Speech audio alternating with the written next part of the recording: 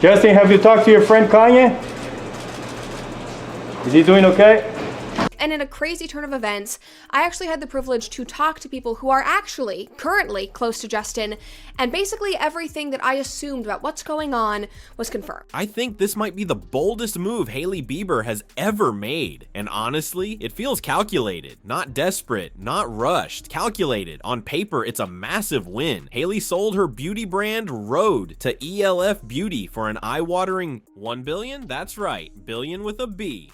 But let's not pretend this was just about business. The #1 search right now, a breakout search on Google, is what's wrong with Justin Bieber. Like, the entire narrative is that Justin Bieber is falling apart. Because behind all the headlines and congratulatory press releases, there's a narrative brewing that's way deeper than surface level skincare. Hailey didn't just sell the company, she sold it at its peak. Rhode wasn't on the decline, it wasn't struggling, it wasn't bleeding cash or desperate for a buyout. It was thriving, exploding actually. The brand was going viral month after month with waitlists, influencer demand, and consistent sellouts. So why sell now? That's the question that flipped this from business news to tabloid dynamite. The sale happened fast, almost too fast. All of this coincided with Selena Gomez's new album, and many have now tried to tie Selena's album back to Justin Bieber, which has then just fueled the divorce rumors with Justin and Hailey. And I can tell you guys, from what I have heard, none of that is true. And Selena is basically asking people to stop. She literally said, "I would like to say that most of this album has nothing to do with what everyone may go to." And what made it even more interesting, Hailey didn't walk away entirely. She stayed on as chief creative officer, meaning she kept the face of the brand without the ownership responsibility. She secured the bag, but still controls the image. That's not an exit, that's insulation. Think about it. What better way to protect your identity and empire than to cash out before a possible personal disaster? We're talking about someone who saw the storm coming and built the dam before it hit. That's not luck, that's strategy. And here's where it gets even spicier. The Rhode deal didn't just drop out of nowhere. Insiders say Hailey had been exploring offers for months.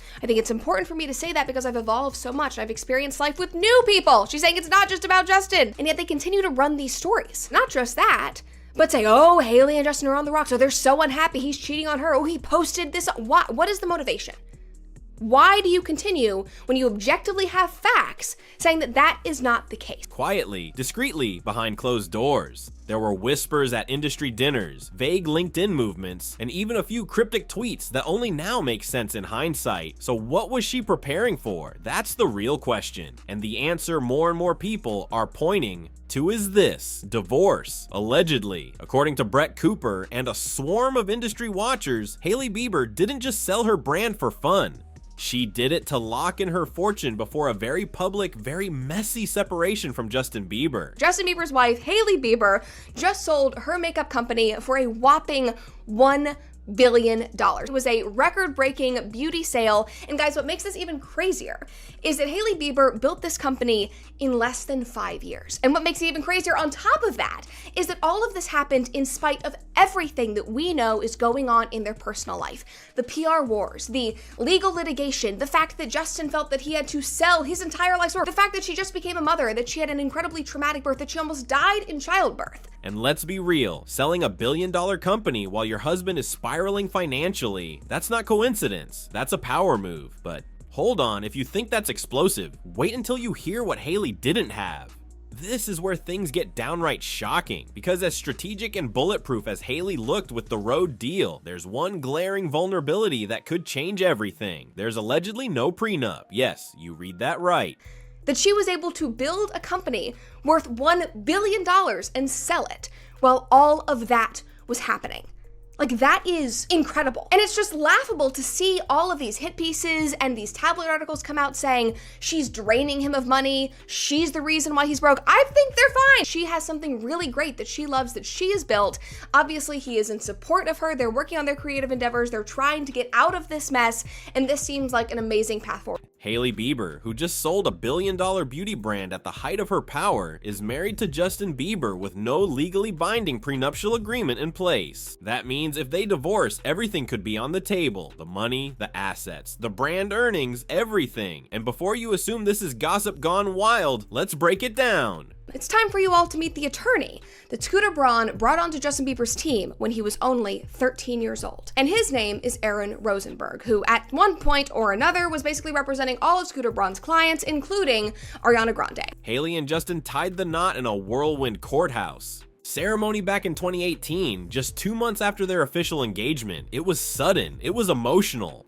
And according to multiple outlets at the time, the wedding was so fast-tracked that they didn't have time to negotiate a prenup. There were even reports that Justin's team tried to get her to sign something last minute, but it never happened. And now, that tiny oversight could cost Hailey hundreds of millions. Justin still owes his label, which involves Scooter, 4 more albums. Justin can't do these albums without Scooter's involvement. And so if he wants to make music right now, if he wants to be releasing songs, it has to be with Scooter. And Scooter has to approve all of it. So again, another massive power imbalance. Legally, without a prenup, Justin could be entitled to a significant chunk of Hailey's Rhode windfall, even though he had absolutely nothing to do with building it. Think about that. A brand that Hailey conceived, launched, grew, and sold strategically, brilliantly, and completely independently could now be partially owned by a husband whose own career is under scrutiny and whose finances are allegedly on the decline. Some fans are calling it karma.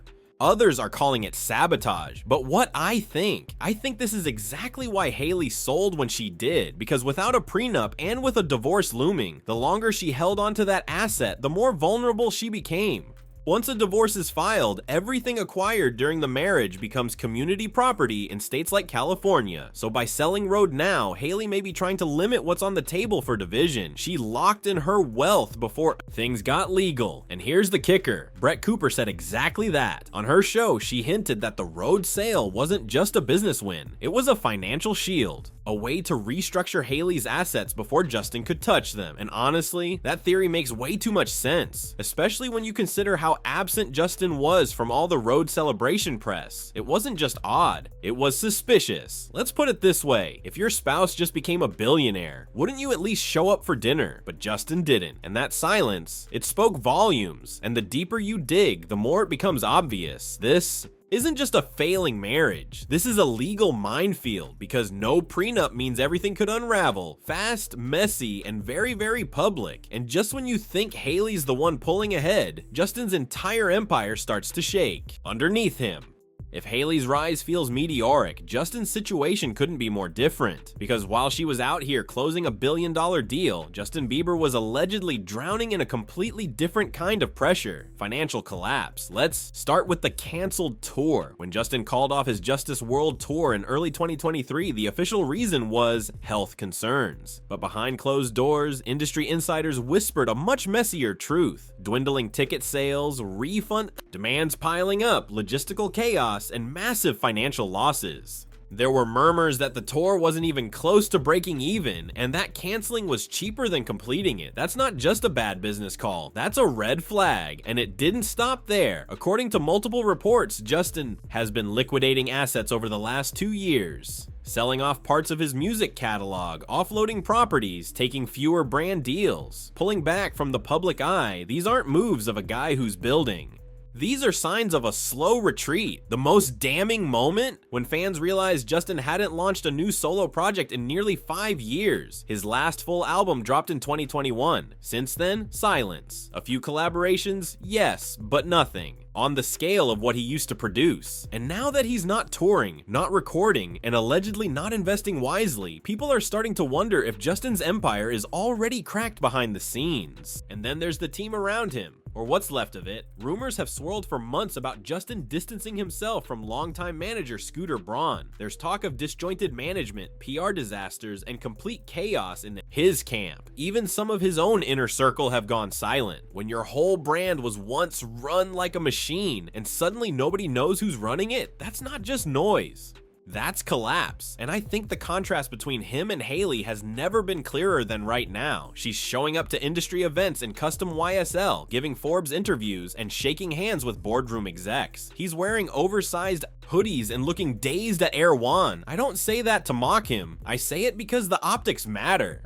Public image matters, and right now, their images are light years apart. This financial imbalance isn't just about money, it's about momentum. And in Hollywood marriages, when one partner skyrockets while the other flatlines, that's usually the beginning of the end. But if you thought his behind-the-scenes struggles were sad, his public behavior is even more telling. This was the moment the internet lost it, because when Hailey Bieber sold Rhode and celebrated the biggest moment of her career, you'd expect her husband to be by her side, right?